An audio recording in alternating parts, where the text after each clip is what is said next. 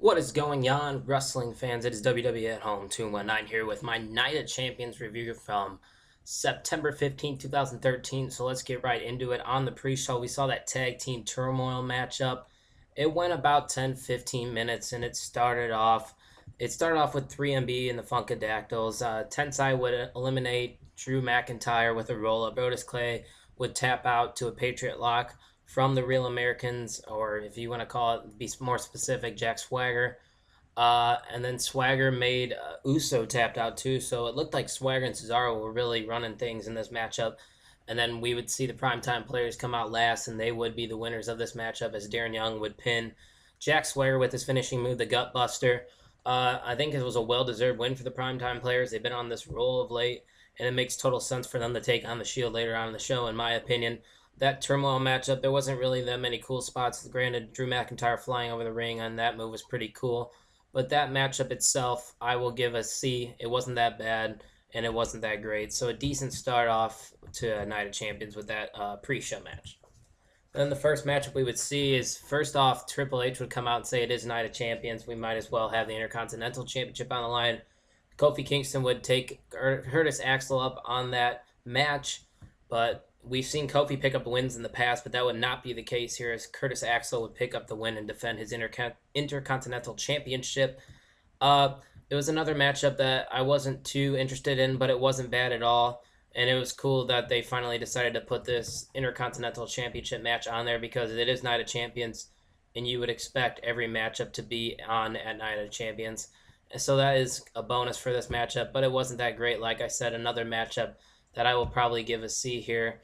I think this probably ends the possibility of Kofi Kingston getting that title or getting another opportunity down the road. And then we'd see the Divas Championship. It'd be a fatal four-way: AJ Lee versus Natalya versus Brie Bella versus Naomi. All three of those divas are on that show, Total Divas, and they've been getting, I guess you could call it, a big push lately. This was actually a terrible matchup. There's plenty of botches in there. I don't know if you saw it. Naomi and Natalya had a botch. There were other botches in there. The only really good thing about that matchup was that double sharpshooter by Natalya, but we'd see AJ Lee make Natalya submit to the Black Widow submission. I was not fond of this matchup at all. I saw some people that actually were intrigued by this matchup. This matchup was terrible in my opinion, and it just proves that Naomi and Natalya and all these divas don't deserve that belt just yet, as AJ Lee is the best diva they have right now. I'm going to give that match an F. There was nothing good about it whatsoever. And then we would see a World Heavyweight Championship matchup. Alberto Del Rio, the champion, taking on Rob Van Dam. This matchup was pretty decent, and it ended with Del Rio getting disqualified by holding in that armbreaker past 5 seconds. I guess this is just a way to prolong this feud to Battleground, where maybe there'll be a change of hands or a cash-in coming in soon. Who knows? All I know is ADR is stale as hell, and I'm tired of seeing it.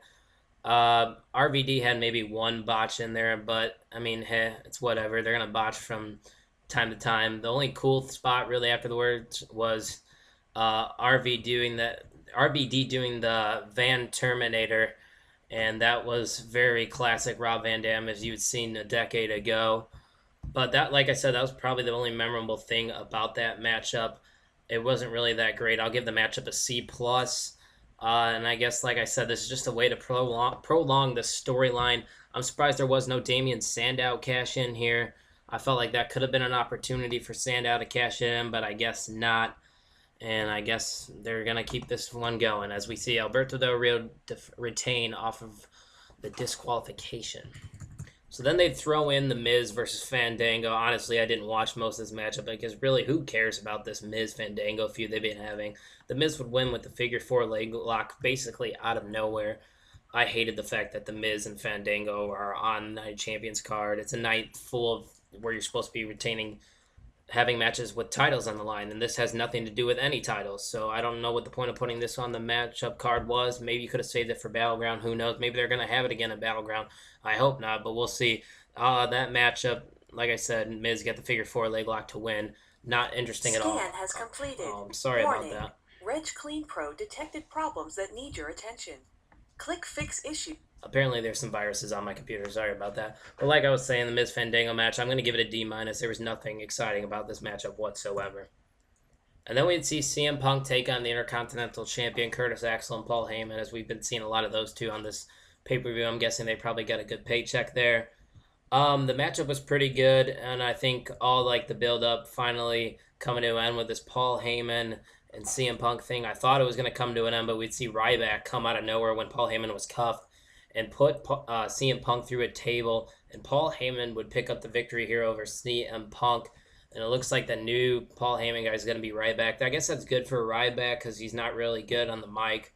But I'm tired of seeing guys like Ryback getting pushes when there's guys like Dolph Ziggler and other guys out there. Tyson Kidd when he comes back. There's just more athletic and I feel like more potential guys that deserve pushes than Ryback.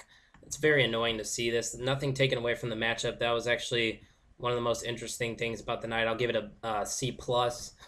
And I guess CM Punk we're going to see feud with Ryback again. Like, what the hell? We've already seen that, and it wasn't that successful. So then for the United States Championship, we'd see Dean Ambrose versus Dolph Ziggler, two of my favorite superstars in the WWE today. I was expecting a good match, and that's what we got. Ambrose would pin Ziggler, though, with the Bulldog driver. It was a very back-and-forth matchup, though. Ziggler was on fire like always, selling like crazy, and Ambrose was mocking Ziggler throughout this matchup. It was a very entertaining matchup, and another retain here from the Shield and from everybody else because we've seen everybody else retain so far. This matchup was pretty entertaining. Like I said, I'll give it a B. And then the tag team turmoil winner, the Primetime Players, would take on Roman Reigns and Seth Rollins. I was thinking maybe this was an opportunity for the Primetime Players to win, but that would not happen as we see Seth Rollins pin Titus O'Neil after Roman Reigns blindsiding him with a spear when the ref was just paying attention to Darren Young on the ground. This wasn't that bad of a matchup. It wasn't that great either. I'll give it a C plus as we see the Shield retain once again. The Shield really haven't had a legit feud with anybody in a while, so I'm kind of hoping for a feud maybe going to Battleground or Hell in the Cell. And maybe they'll drop the title soon. Who knows? And then finally, the main event, the WWE Champion Randy Orton would take on number one contender Daniel Bryan. And it was very apparent in this matchup, Daniel Bryan's the best wrestler that they have. And I've always known this for the past couple of years.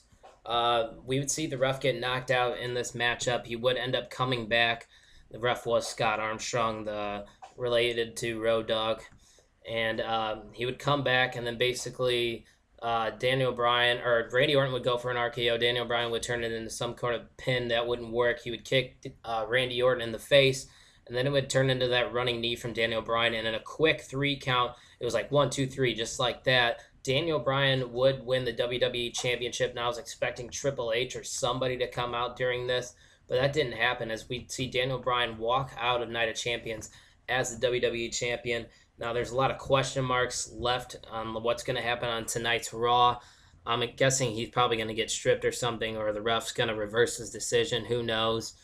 But that matchup between Daniel Bryan and Randy Orton was pretty good. I'll give that a B as well. Night of Champions, though, in my opinion, didn't deliver. It was one of my least favorite pay-per-views of 2013. I'd give Night of Champions overall probably a C minus, as I feel like some Raws have been more entertaining than Night of Champions last night. So there's a lot of question marks going into tonight's Monday Night Raw, and they got to start building for Battleground, which comes up very quick. And I feel like they got a lot of questions to answer. So tonight's Raw should be a must-see Monday Night Raw. So that is my Night of Champions review. Daniel Bryan is the new WWE Champion. That's the biggest highlight of this pay-per-view. Tell me what you thought of the Night of Champions down below in the comments section. Like and subscribe to my channel if you're already not subscribed. It would mean a lot, guys. And also follow me on Twitter at Let's Talk _WWE. And you guys take it easy and enjoy Monday Night Raw tonight.